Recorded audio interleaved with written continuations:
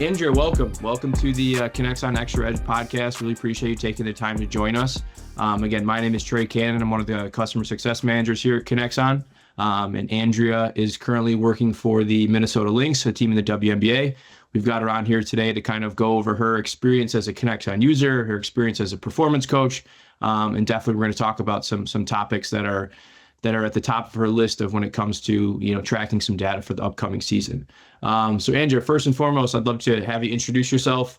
Tell me a little bit about your background as a performance coach, some places you've been to, some stops you've made. Excited to learn a little bit more about your background as well. Yeah, perfect. Well, I appreciate you having me on. I'm looking forward to our conversation today.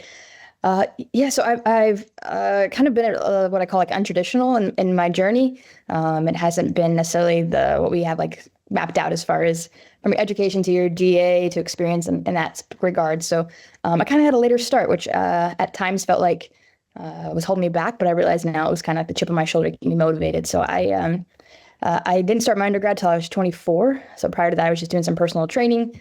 But realized I really want to work with athletes. And so that kind of pushed me to go towards having obviously our bachelor's so we can get certified and move forward with that. So 24 and you're trying to relearn how to write like APA format pages and trying to relearn all the math and things. So that was challenging. But along the way, I really realized how much I appreciated education. And my professors became my network. And I started really understanding the value of networking. And that's a huge base of my career so far. So after I finished undergrad, I did the whole tour of the interns and all that stuff. So I ended up at EXOS at one point doing an internship out in San Diego, which I highly recommend. So that was a great time. And then I went back to St. Louis where I did my master's at Lindenwood University. And from there I did an internship at Louisville. And I just got exposed to so many different sports. And so being like at a small Division I, you were just in charge of probably like 4 or 5 sports that you got the program for or assist with. So that was really helpful in the early stages of my career. I went from working like synchronized swimming to obviously the volleyball and golf and men's lacrosse and really every sport that we could offer, we kind of got our hands in. So that was really helpful in my career. That opened up doors along the way to go to the Minnesota Twins. I was a fellow for them in 2019. Worked my way to a full-time position there, and then got a call from Stanford to jump over there to California. So I went there and worked for their women's basketball program for 3 years, which brought me back to Minnesota now. It's kind of my old stomping ground. So back here now with the Minnesota Lynx. So in the course of 15 years, it's kind of hard to pinpoint all of that. But like I said, untraditional, and just kind of taking opportunities where they would happen, and knowing that so many people put their name on me and gave me opportunities, which really I want to do the same for people now, but I got to places because of relationships and network, and that's just really the base of my career. Yeah, that's awesome, Andrew. I appreciate you sharing that. And again, as someone who's kind of worked in this space from a more of a vendor perspective, I know exactly what you're talking about. I mean, if I put 2 or 3 performance coaches in a room, it's 1 or 2 degrees of separation between the 3 of them. So it's very awesome to hear that your experience is similar to some of those that have gotten to the positions that you have. So that's awesome. For us here at KINEXON, our first introduction to you and getting to know you a little bit better as a performance coach was obviously at Stanford. So can you kind of, if we wanted to start there, tell me about your KINEXON experience at Stanford, and then obviously we'll transition into how things are going right now for you in Minnesota. So we'd love to hear more about, how things have gone with Tyler and kind of your first introduction to KINEXON. Yeah, that's my guy. Tyler really was pivotal for my learning and my exposure to KINEXON. So jumping into basketball, obviously I came from baseball, so there's a good amount of technology that's kind of happening there. And so you kind of get well versed into the force plate side and some video tracking and some of those things. But now coming over to more GPS monitoring and looking at KINEXON as a whole was pretty brand new to me. And so he was so patient and kind, and obviously he knows it in and out. And so he was just really diligent to teach me really just like the hygiene of how we collect it and the importance of collecting it. And even though we don't know exactly what we're doing with it yet, making sure we're really diligent in how we label it and how we store it and look at it. That really was a big eye opener to me in that. And previously, the strength coach that was there prior to me was doing the same thing. So we had historical data, which was really helpful to look at and collect it. This is obviously like around the pandemic time too. So it really wasn't utilized great, in the sense of how we're managing that, because we're managing so many other things. Sure. So we just had so much historical data to look at. But I guess Tyler sharing an office with him for 3 years and just getting to pick his brain all the time. He's a wizard with it, with the volleyball side, and just really understands it. So just being exposure to different metrics that we'd look at, how we would utilize them, looking at player performance, looking at return to play, practice planning, all the really nuances that come with it. I mean, you can really go down these rabbit holes, which is taking one metric, let's taking one metric and just really diving into that one. And then you can go even further, like player positions, looking at player movement profiles. And so it can get really, really like nitty gritty down to it. And so he was really good at times to pull me back out, just look at the big picture at times. But no, he was brilliant. And he's actually someone I talk to constantly still today about it. And I'll send him some data and ask him questions. And he's always been a resource in my career. But he really was the one that introduced me to this and being exposed to it. Yeah. And the term that you mentioned was the term hygiene, data hygiene. That's something I love that term. I might steal it from you if you don't mind, because that's something, as you know, you talked about the rabbit hole of performance data, especially what, KINEXON can provide, especially from an LPS standpoint.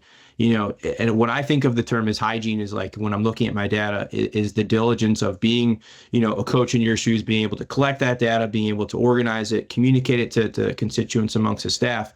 And I think hygiene is kind of a great term because it's a very extensive process. And I think, from my end as working with, coaches in your position is I can only enhance what you guys are doing. And you and I have had those conversations about, hey, what are some things day to day, week to week that you could do to help with, with that data? And maybe if you don't mind, Andrea, dive a little bit deeper for me into what that hygiene is. Maybe talk about some examples of, like you and I have talked about, hey, how to phase certain parts of the data or just categorize it by naming. Can you share a little bit about, what are some of those specific examples of hygiene that you've done with, or data hygiene that you've done with our KINEXON data specifically? Yeah, absolutely. Nothing's ever new. It's always reused. I'm sure I've heard that term at some point, so I will not take credit for calling it the hygiene part of it, but it just makes sense in my mind. I think it really goes down to how you organize it is so important. And so it's the consistency of use.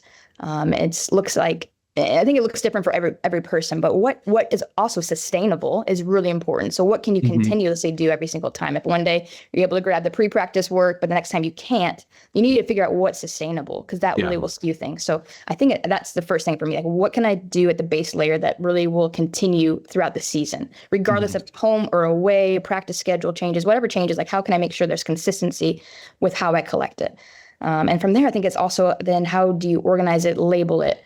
And something that I dive into more and more is like, how do I do that work on the front end? And I think that's what you and I talk about all the time. It's like, how can I, knowing the practice plan or knowing the drills that I know coach is going to really dive into today, pre-label that and how valuable that is, because you don't know what's going to happen. All of a sudden you get in practice and now you got a player out and you're doing, workouts on the side and all these things start happening, then preparing for the worst basically. And so I think just having the pre-work ahead of time has really been a game changer as far as the organization of it. For me. And I think it's also I'm kind of old school with pen and paper still too. So I had the practice plan and I'm writing timestamps as well. And so it's I kind of can cross check some of the things that happen as far as going back and labeling it.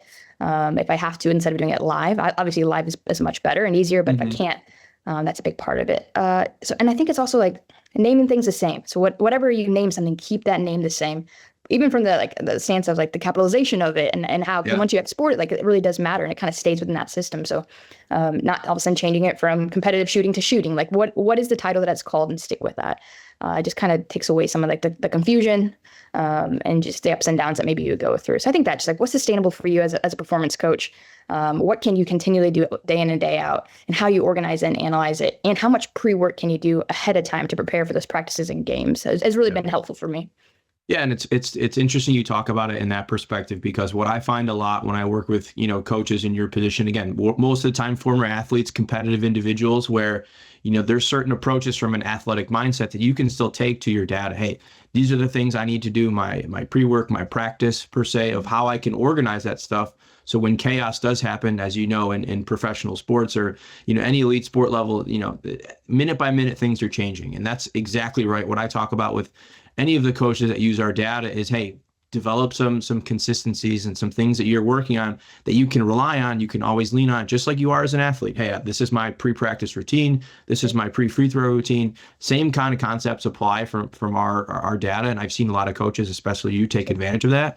because again, you just have to be able to be ready for whatever that chaos is for that day, which, as you know, could be, quite a number of different things. And I think that's the approach I take as well. Again, this is data that's extremely important, but again, it has to suit what you guys are doing day in and day out. And I think those hygienic approaches or certain things you guys lean on as coaches are going to be what makes or breaks your data and lets you guys really add that value to, at least what I've seen so far.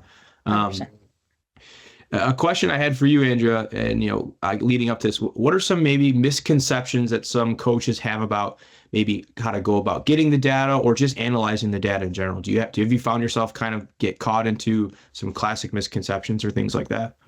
Yeah, I think probably it's technology in general, where we think that it's like, maybe I view it from like a sport coach perspective, where it almost feels like it's withholding them from doing things, or it's like the full stop where you can't.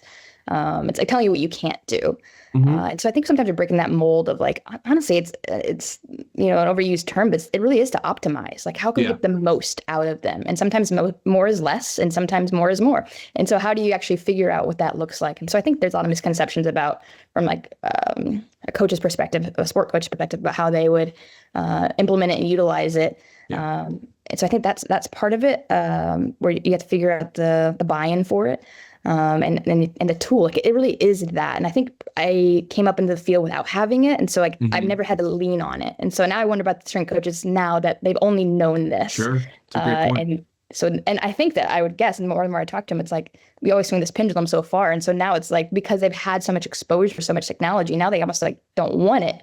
And so now they're just going back to like the old school, how we used to. And so they're just like, we're finding this balance. Now, people that didn't have, like, I just had a jump mat and a stopwatch. Like now, like I crave the technology for more information and as a tool. And so I think that's what I want people to know too, is like, we can gather the information, but if a coach wants them to get on the line and run some more, like they're going to do that. And I think that that's appropriate. And then you figure out down the line, how can I compensate for the things that we did? Or it's not meant to be like a paralyzing experience. It really is to optimize, and it's ranges, and it's fluid, and it flows, and it's not this black and white that we try to make it, and it's not this ideal number. It's really just this fluid movement, just as humans are.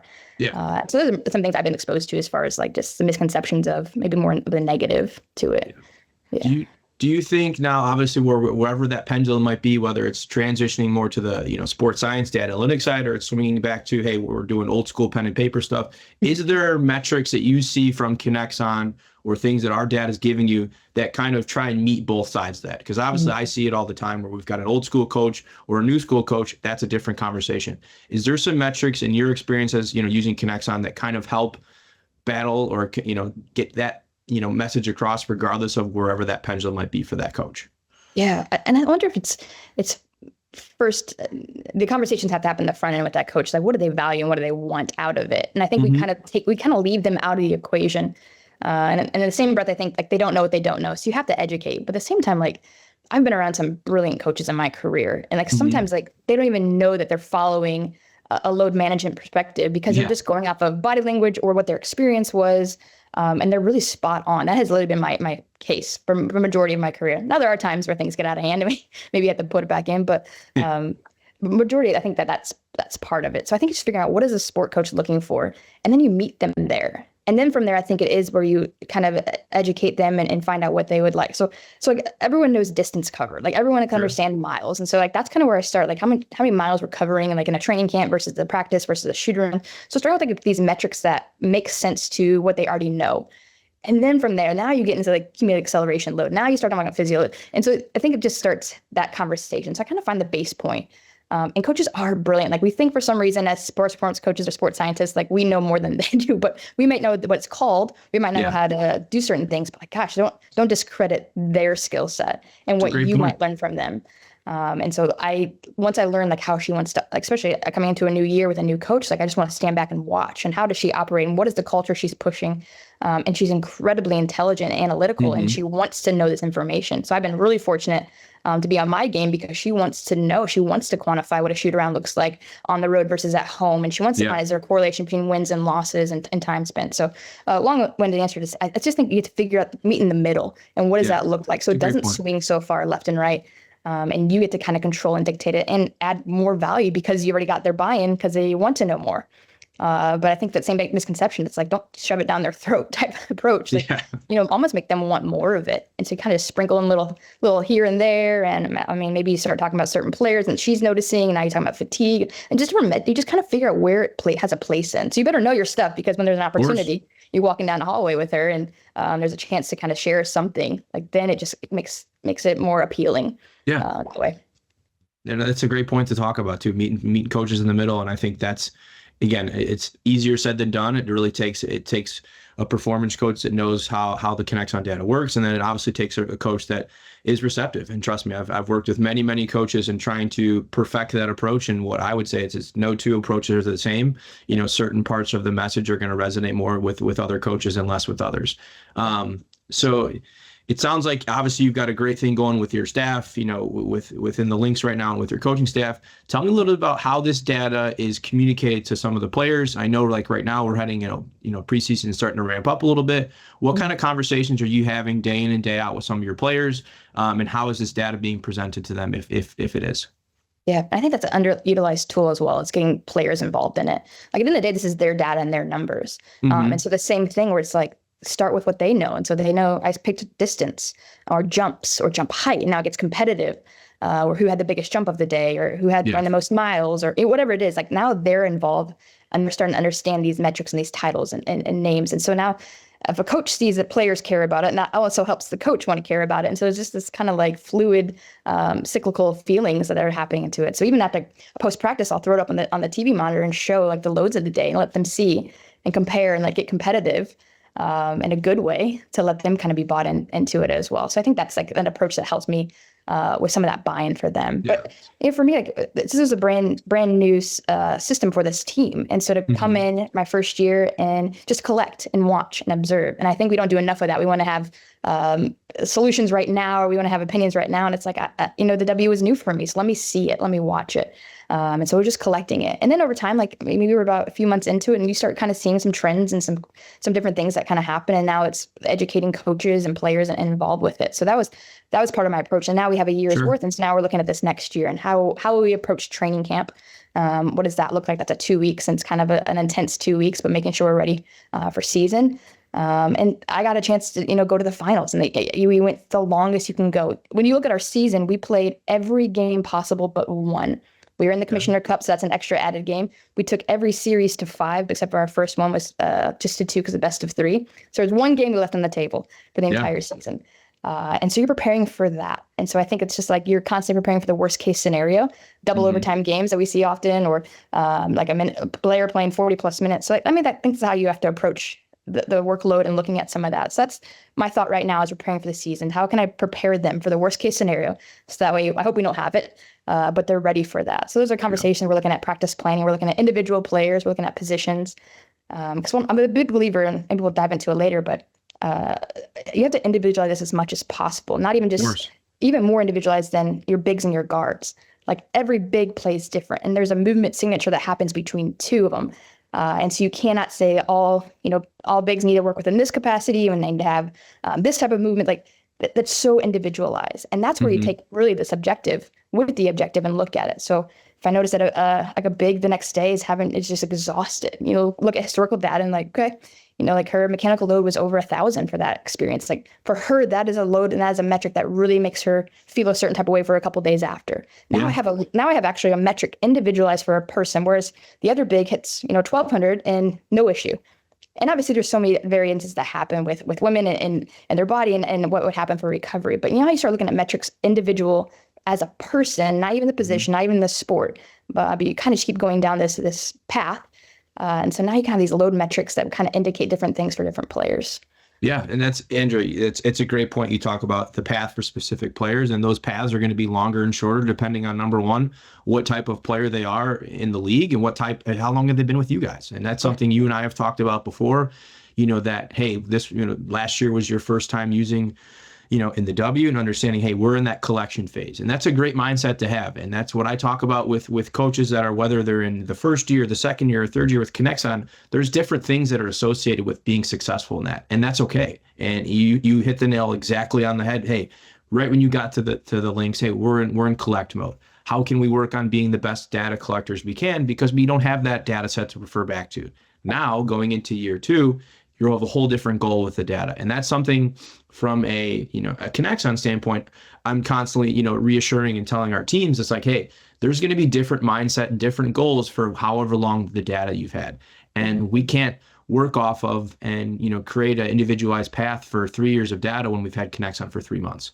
And that's sometimes expectation-wise a great piece of why KINEXON can help, because it can meet you wherever you're at. There's still value whether you've got 3 weeks worth of data, 3 months, or 3 years. And I think what you're going to be really excited about now this year is, hey, we've got a full season of data, and specifically for the Lynx, the longest possible data set that you could ever have in the W, which again, was a great run for you guys, but now it's like, hey, we can really look back and see what were some times that the players were fresh, where did we struggle a little bit. And again, I think that's those experience that you have not only as a coach, but then from a performance side that you guys can really pull from and pluck from. Hey, we want to recreate this type of practice atmosphere. Hey, we want this to be like game 5, or we want this to be like a preseason, practice from last year. Now you have those examples to pull from, but again, you don't get that unless you're collecting data in the format that we talked about, making sure that it's organized and accessible for you and whoever's looking at it. And again, it's kind of that full circle picture, like, oh, wow, now we can really start making changes, making enhancements to what we're doing specifically on individual player levels, which again, helps the whole group be successful. 100%. I think that's spot on. And even if you think about like it's even though you have a year's worth, like every team is not the same. Whereas in college, and obviously the landscape of college is changing, but you would typically have that athlete for 4 years. And so there is like, you can find the trends for individual players. Now at another level where it's like you really are reliant on diving into it every single day, because that team next year will not look the same, or your roster is changing so often. We're fortunate to have a lot of returners come back, but even that, like making sure it is like, and you look at how the coach coaches, she'll change and how she approaches things because the roster changes or the approach changes. You want to repeat the success of last year, but it can't be the same format because the team will be different. And so looking at this is an edge for us to look at previous data to have it. But like that's the patience to make sure like it is the collection phase. Sure. And I know we get excited. It's a financial investment, it's a time investment. And so you want to see the results right away, or you want to feel the impact right away. And if you do it quickly and accurately, you'll never play the long game, and it's literally used against you. And so I was very cautious of that, say like, I think it's this, I'm leaning towards this, or it seems to be trending. Like there's ways to vocalize this. Like, I don't know for sure yet, and I'm not going to stand on it completely, but it does look like this. When we do a shoot around, it looks like this, or what is our load per minute or intensity, or how we want to have a high volume and a low volume day and what that looks like. And so just like and it was almost like, because it was so new, it was just like, there wasn't like this pressure to come in and write everything right away. It's like, let's just learn it together. And so it was such a nice exposure to it, to be your first year to use it, and to kind of teach coaches how to use it. And it really is your competitive advantage in a sense. Yeah. And from a new data perspective, like you're mentioning, hey, we're just collecting. I tell coaches all the time, there's ways that you can still gain that value very quickly. It's like, if I only have a month's worth of data, hey, what does the first week look like? Did we as a coaching staff think that, hey, players were fresh, we were happy with the tactical basketball play? We can check that box. How can we recreate that? That's the approach, the kind of stackable approach of, hey, how can we, get better from that week that we did? Did we like what we did? And then from a performance side, hey, what do the numbers look like? How can we repeat those numbers? But again, that's what I revert back to all the time is, if that data, those drills, those phases, those sessions aren't organized in a format in our system, like you've done such a great job with, that value can't come full circle again, which, as you know, is what we've kind of been the initiative we've talked about is, hey, understanding how to collect that data from its base simple form and being able to use it for years to come. Love it. A question I had, maybe, thinking from more of a league perspective, KINEXON, obviously we've got, a fair amount of teams in the WNBA. You're still very new to the WNBA. What are some things that you've seen maybe in your first year from a data perspective that you want to see the W get to and kind of grow off of to help help advance the players, advance the league, and again, just kind of bringing more of that performance data into the WNBA? Yeah, if you have control of this, I don't know, but I'd love to be able to wear wearables in games. That really has been a challenge. I hope we get there. I understand the reasons why we aren't there yet. But obviously you guys are great to convert from Sex Spectrum over. So we get game day data, but we're just not wearing it, which has been a huge plus for us to see what games feel like and look like without obviously breaking the rules and wearing them. So I'd love to see the league grow into that, because I think when we can approach it that it literally is a tool to help enhance and optimize player performance and player care and health, and not in a way that is going to affect the dollars that they get in their pocket and their contract, and to show what they are not working hard or working hard, and to quantify these things that we have no reason to. But really, it comes from a perspective of health. And so that's where I think things get really skewed, is when you looked at how many times in the headlines that we see Steph Curry's out because of load management, how now people feel a certain type of way about that. And I think there's just such an approach to make sure that the league understands that this is really to help the long game of our players and player care and how we can do it. So I'd love to see it grow in that. I think that the more WNBA coaches start diving into this and we start looking at it, I think research is down the pipeline to start looking at not only research for women's basketball, but at this level too. Like it's still so new, and it's growing and it's rapidly growing. So how can we actually look at some research when it comes to load management, and looking at player performance at this level? So I think KINEXON's going to have a huge say and role in doing those things. I look forward to it. We hope. And you talked about the, more or less the negative connotation with the term load management. And I agree with you. Like sometimes that word, whether you're seeing it on, in sports media, you're seeing, again, players sitting out, that has that negative connotation. I've challenged a lot of our coaches and users to, hey, let's make, and not necessarily be the coach with the data, as more or less the Grim Reaper telling coach or players what they can and can't do. I challenge them to give as many examples of when you can't do things as when you can do things. And I've found it, not many coaches, if you say, hey, I'm sure you would agree with me, Andrea, when you say, hey, coach, we can go another 15 minutes. I've yet to see coaches that are be like, hey, we're not going to take advantage of that. So again, it's that mindset. It's how this data is shaped to help both, organizations, athletes, players, et cetera.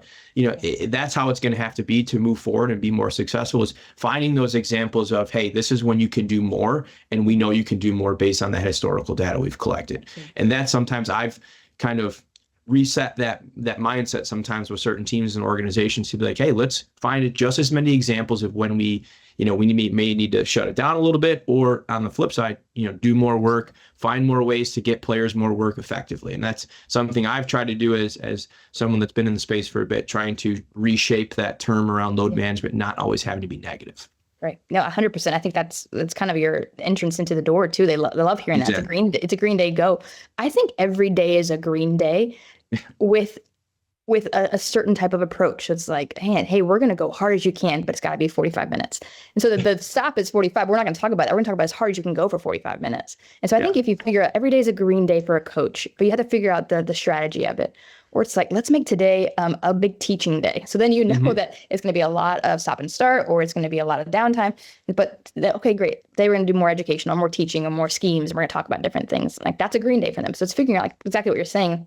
How do you kind of find those how do you sell it in a way that makes them see that every day, is that green day? And I even think when you're talking about like the load management and the negativity of it, and I would just strongly say, like, if it gets to a point where a player has to be completely shut down for a game and it's not an injury reason, I would wonder then how is the load managed prior to that? For me, it's never an option that a player would have to be like restricted on a game day. And so what are we doing 2 weeks prior to that? Like, what are we doing that made them on that day? Unless there's, like I said, an acute injury or something that's popped up that's a reason for them shutting down. But to shut down completely because of load, it hurts us. Like that to me is not an option. So I really would challenge a practitioner, like go back. Why wasn't it considered, 28 days prior when you're looking at that chronic load? Like why was that not considered those things? And so for me, it's like that's not an option for a player to be shut down because of load management or because of a load restriction or those things, because it should have been handled on the practice side, on the shoot around side, on an off day or whatever it is. Like that should be taken care of then. Yeah, you're exactly right. 100% that there was many decisions that made or weren't made before a player getting shut down for quote unquote load management. So again, that's part of the stigma sometimes with the data, but at the same time, that's our job is to show them otherwise, which I think you do a great job, obviously, with the Lynx. So excited to see what that's going to look like moving forward. Another question I had, we kind of talked about maybe some, obviously the positives and the negatives and somewhere in between with regarding the data. What advice would you give to either a coach, whether it's an actual basketball coach, a performance coach, a practitioner, about they may be hesitant to trying to implement, some sort of performance data into what they're working on? What advice would you give them, and what, key things would you highlight for those individuals that might be a little hesitant of this type of data? Yeah, I think anything that's new or different can feel challenging and overwhelming.